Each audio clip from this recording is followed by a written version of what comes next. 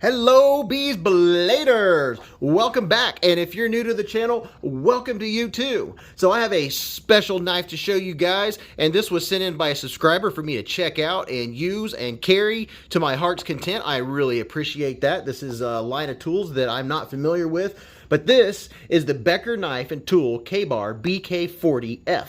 So this is apparently the first folding knife in the Becker knife and tool line. It was designed by Ethan Becker, and it hovers around the $40 mark on most online retailers. So it was pretty much around $39–40 everywhere I looked it up.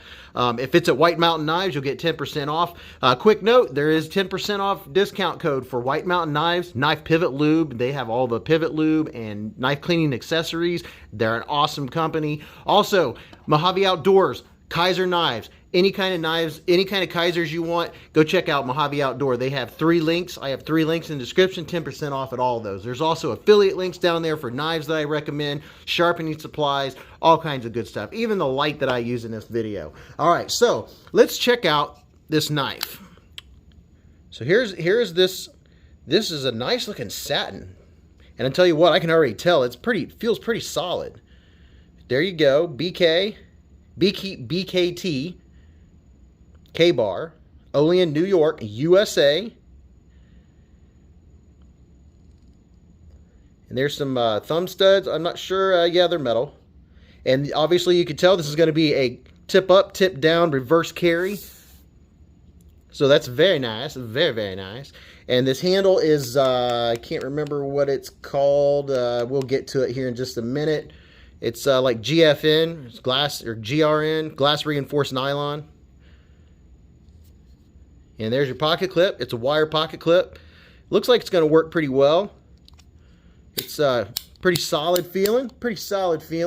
So let's go over the specs real quick, and then we'll get to the rest of it. There you have your BK-40 on the blade. So going over the specs, the total length is 8.5 inches. It's a nice drop point blade with a satin finish and a flat grind. It's up about 3/4 of the length of the blade, that flat grind is. It's got a nice belly on it, kind of like a hunter style knife. That's really nice, very, very nice.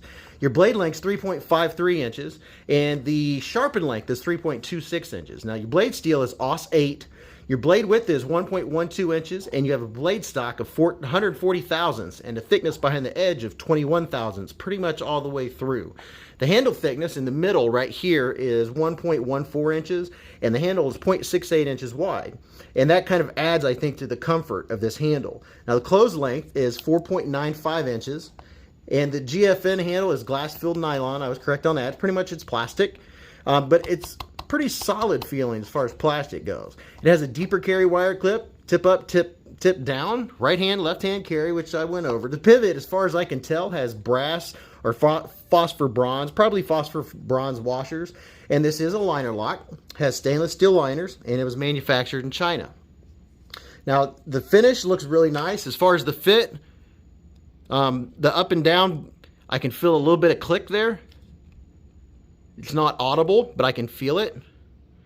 And as far as blade play, there's a tad of blade play. Let me see if you can see it. It's hard to show it. Let me set it down.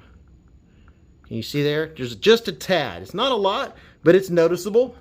I've been picky about blade play lately. I don't know that that's the end of the world for any knife whatsoever, but it is something that I have been paying attention to, and you know, I've been kind of noticing more. Now, as far as liners, these are full liners. They are not milled out at all. You just have the full liners, which probably adds to a little bit to the weight. Let's do some quick size comparisons. Now, as far as your width, here is the Spyderco Tenacious. So you can see it's considerably wider than the Tenacious. Here's the Spyderco Manix 2. You got some width on that, but that's going to definitely add to the comfort level in your hand. And this is like, I wouldn't say it's a beater knife, but it's a beater knife. It's one that you can keep in the tackle box, keep in your truck, keep in the workbench, use outside when you're doing yard work and you're not worried about scratching it or getting it muddy or getting it dirty. You're not going to be worried about any of that. Here's the Civivi Baklash. And then here's the Para 3. So you see you've got some considerable width there. Let me lay some out here next to it, and we'll check out and see what it looks like comparatively. So I'm going to put these pivot to pivot Here's the Tenacious, so it's definitely larger than the Tenacious. The cutting length is pretty close, but you definitely have some on that. Here's the Manix 2. So that gives you an idea. It's not a small knife, it's a full-size knife. And here is the Para 3. And here is the Civivi Baklash, just one I had sitting out here, and it's a knife a lot of you have. The blade length looks pretty similar. Boy, it's got a nice big old belly on it. Nice big old belly. It's got a dad bod. There's your Pilar 3. And then here's the CJRB Feldspar. I think I've thrown enough of them up there to give you an idea of the size of the handle. You know, if you have a Feldspar, you can see here, as far as blade length, you have a little bit more with the Feldspar, but the handle size, you have more handle to hold on to with the BK-40. A quick note, come join us on Patreon if you want to support the channel. The low tier is only $3 a month, and once we hit 20 patrons, I'm going to have a special giveaway just for patrons only. And don't forget, hit the like up or the like down, whichever. That supports the channel either way. And do me a favor and make a comment. Say something about the knife. What do you know about it? Just make any kind of comment. Appreciate that. You guys, that's how you support the channel. If you're not doing it in one way or another, that's one way that you can do it. So let's check out deployment of this bad boy. Back out a little bit here. So, as far as deployment, can we do it two-handed? So you can't really grab it down here. You can get it just inside here. So you can pull it open that way for a two-handed. And then the thumb stud. There you're getting a little bit of the acoustics. I really doubt that I can reverse flick this. Probably have to give it a little bit of wrist. Ugh. Yeah, I can, but that's not going to be enjoyable.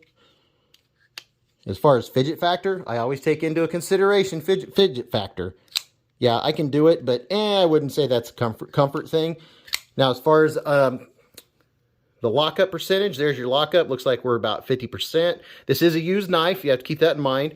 And I am noticing when I'm pushing inside here, there is plenty of room to pass through for your liner lock. Are we focusing here? Yeah, so there's plenty of room to get in there. But one thing is this jimping is a little aggressive. Just a little bit aggressive. It definitely grabs your skin. But if you had gloves on, you're not going to miss it. You're going to be able to definitely unlock that, no problem. You know, if you're going to try to fidget with it, you're definitely going to notice that lock bar after a while. But then again, this is a budget user knife. This is one to take out in the yard and use it. Now, as far as ergos, my hand is 4 inches from here to here, 3.5 from here to here, and here to here, 7 1/4. And here's what it looks like in my hand. Yeah, that's comfortable. Oh man, that is comfortable. I mean, geez, I'm looking for something. I'm looking for a hot spot. I can't even feel the pocket clip. Can't even feel it. That is comfortable. Ooh, man, for a banger knife, this right here, man. Oh, yes, this is definitely. I mean, this is just my first impression. You learn a lot about a knife after you've had it for a little bit, but yeah, the ergos, they're good. Choke up, you could choke up a little bit. It does have a sharpening choil there. It's getting pretty close to the plunge grind. You can see it's almost there, but you can do some sharpening before you get affected or make a smile on there. This is, you know, it's a worker knife. This is not a queen safe or anything like that, but you can choke up if you want. You can do this. Maybe you could put your finger up in here, just your top digit, just to do something for fine cutting. I mean, that's always an option. But yeah, that's not a problem. That's not going to be an issue. But overall, as far as aesthetics, not a bad looking knife whatsoever. It's pretty clean. Yeah, so it's pretty so blah, blah, blah. Anyway, I'm just having fun. But it's pretty impressive as far as the price point, it being, what was it, about $39, $40. That's not bad. You can call it a beater knife or not. You know, it's all a matter of what it is to you. One man's budget knife is another man's knife he saves up for. You know, every knife gets its own respect and with what you get.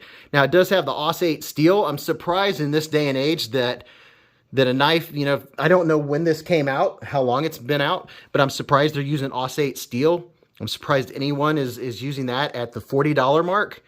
I would pretty much expect, you know, like at least 9CR or, you know, 14C28, something a little higher, but 8CR is going to be really easy to sharpen. It's going to be easy to hone back up. You know, you can go out and use it all day long, dull it. It's going to be real easy to sharpen back up. It's also going to be good to practice on sharpening because I'll say it's going to sharpen up pretty easy. So that's pretty cool. It's not bad. So let me get, guys, this knife is different. I don't know anything about it. I don't know if you guys have bought this one already or if you've had it, you have experience with it. Do you want one? What do you think about it? I think it's definitely a good tackle box, toolbox, truck, glove box type of knife. If you're allowed to do that in your area. I know there's too many laws out there. But let me know what you think. Make a comment in the comment section. Even if you don't have any comments about the knife, just say hello to everyone or say hello to Beez, whatever you want to do. But guys, do me a big favor. Remember, keep a Band-Aid handy, live in the present, and don't cut yourself.